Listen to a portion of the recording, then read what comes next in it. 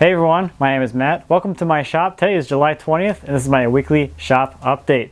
Now today I got a few things for you. We're going to talk about the progress on the crib.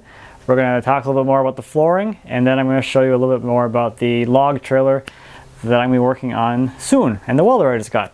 So let's get into it. So this past week I wasn't actually out in the shop very much. I actually spent pretty much the entirety of last week in front of the computer working on the changing table video and the plans for that project. I think I worked on those from Tuesday or like Monday, mid-Monday through all the way to the end of Thursday.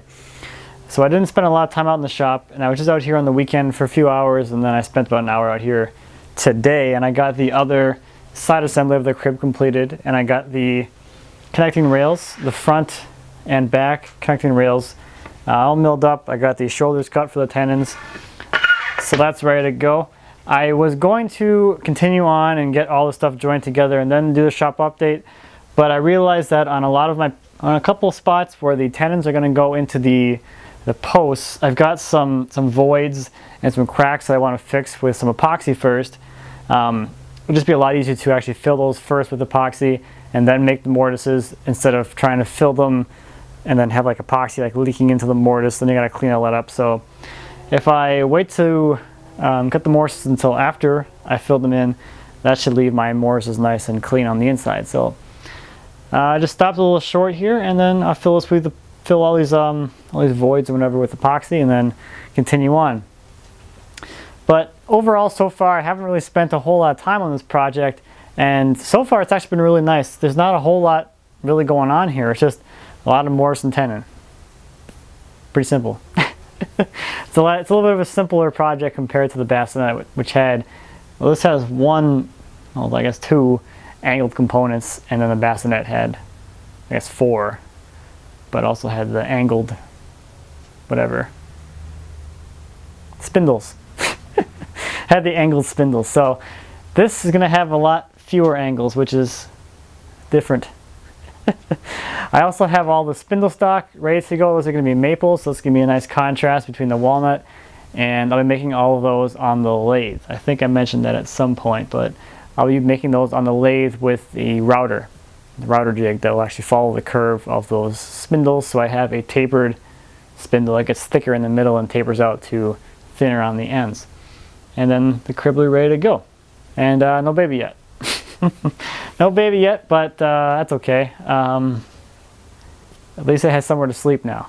It's got that nice bassinet to sleep in for a few months, and then it'll have the crib. So right now I'm just trying to get the crib done so that there's something in the nursery to look at, make it a little more complete feeling. But the other thing that I worked on is the flooring. I spent the majority of my free time working on the flooring, and I have all the flooring installed that I can at this point. I have every single piece of flooring I have right now is installed to complete a complete row. So I do have some more pieces of flooring, but I don't have enough of the same width to make a whole row. So those are not actually attached to the flooring yet, or to the floor. I wanted to spend a little time today and just show you the joinery on the flooring itself. I got a few questions about that, so I figured I'd just kind of show how all these pieces go together, how I created this tongue and groove, and the dynamics there. So let's take a closer look at this.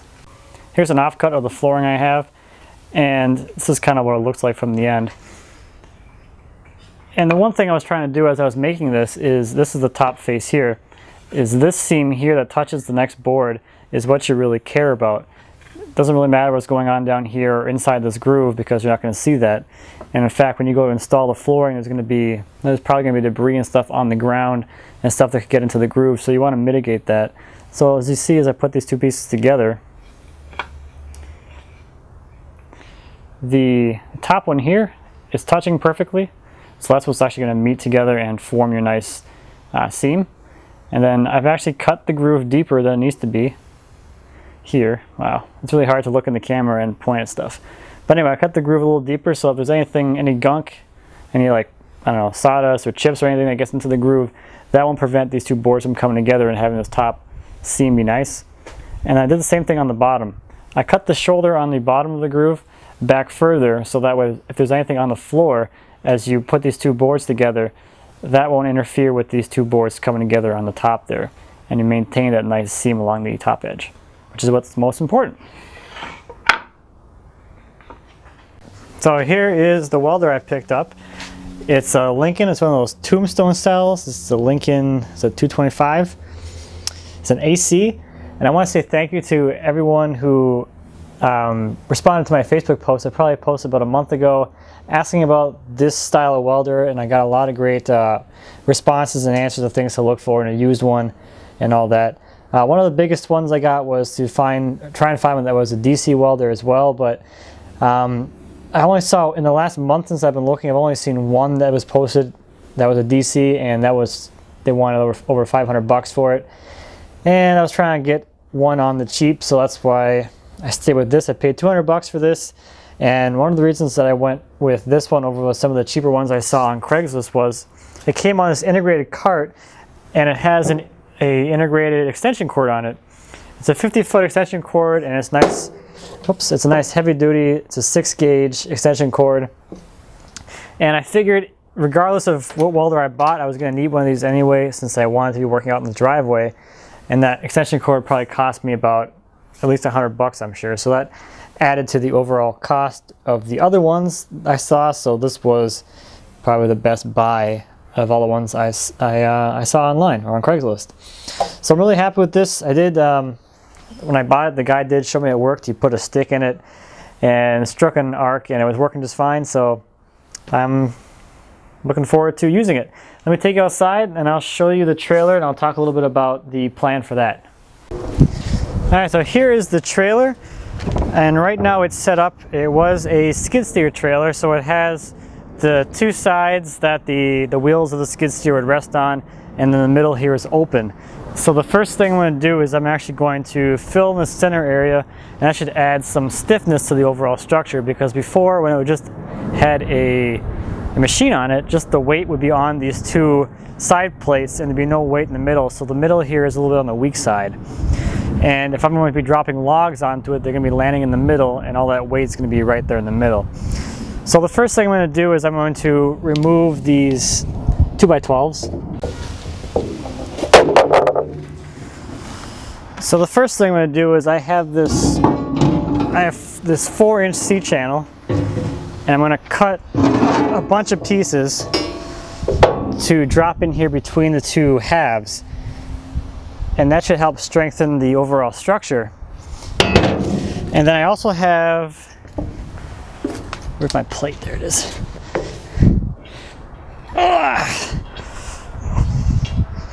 I also have steel plate. This is just a smaller one. I got an 8-foot section, and this is a 22-inch section, and this will go on top of the new supports and bridge those two halves, and I'll have a solid steel bed on the trailer. So that's going to work out really well for putting logs onto. Now the other thing I'm going to do is add a winch mount to the front. So I'm going to weld a stupid cord.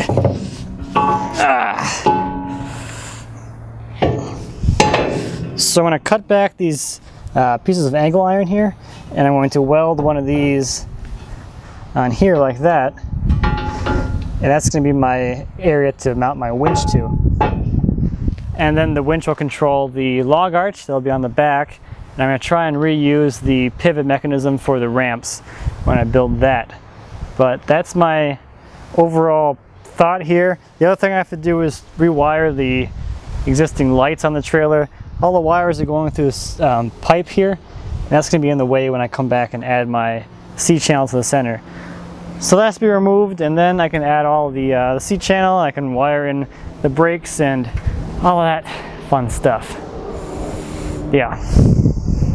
So I have one quick announcement this week. I'm going to be having a live Q&A this Wednesday at noon Central Time, and that is going to be an opportunity for you to ask any questions you want. I want to do something a little different. You can ask woodworking questions, that's fine, but I think what would be most interesting is to be a little more transparent about what goes on behind the scenes. So if you have questions about how I make videos, how I make money, anything like that, more than welcome to ask those questions, and we can have a little bit of a discussion about that stuff. Since I am doing this full time, and I think there's a little bit of a mystery shrouded in how it's feasible for people to do this full time. So look for that this Wednesday. If you can't make that, I will have it posted to watch later in a recorded form. And if you have any questions and you can't be there, feel free to send me those in advance and I'll try to answer those live as well. So I think that's about it this week. Thank you as always for watching. I greatly appreciate it. If you have any questions or comments about anything, please feel free to leave me a comment. As always, I appreciate those, and I'd be happy to answer any questions you might have. And until next time, happy woodworking.